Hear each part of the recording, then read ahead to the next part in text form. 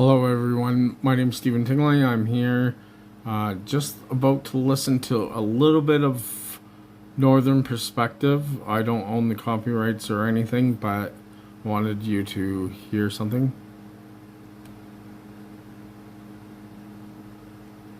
Ruling is really, really important because it aims to put at some finality here. It says, no, you know what, you can talk to the Crown and deal with that however you want, which I think is still a mistake, but this is progress.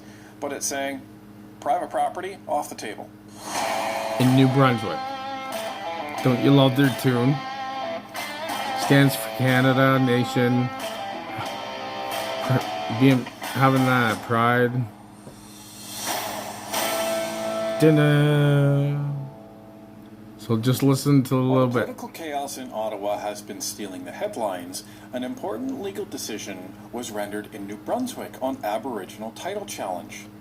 This may signal an important precedent that could finally be leading Canada towards closure on the issue of historical land title challenges for First Nations in Canada.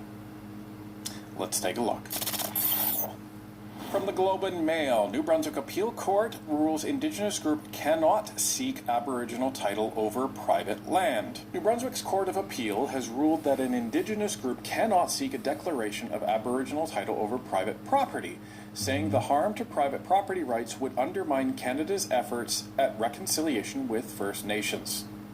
The decision Thursday overturns a lower court ruling that would have allowed the Wolastoqey Nation to lay claim to privately owned industrial lands as part of their broader Aboriginal title case.